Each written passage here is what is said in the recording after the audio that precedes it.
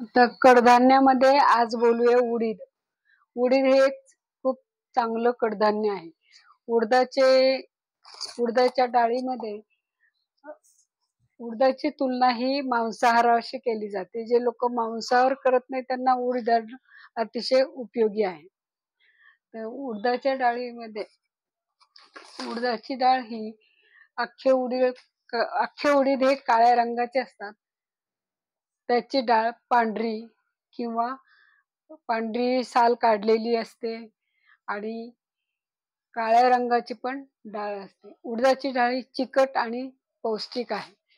तर उडदाच्या डाळीचे विविध उपयोग आपल्याला करता येतात. उडदाची ची डाळ लापशी, लाडू, पापड त्याच्यापासून सिद्ध तेल करता येतं.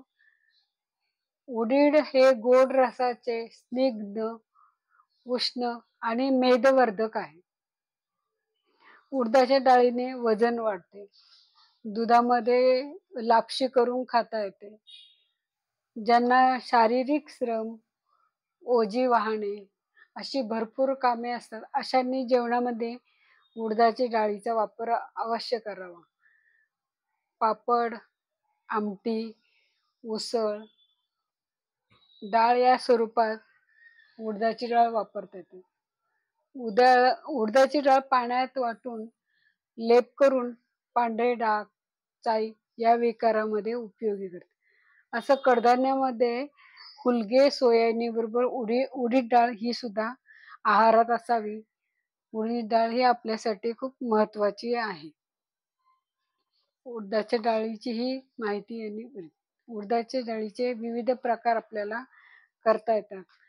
पुढच्या वेळेस आपण उडदाच्या डाळीचे काय काय पदार्थ करता येतील हे पाहू.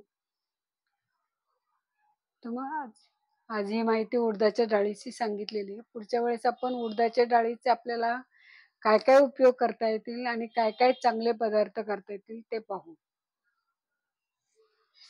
धन्यवाद.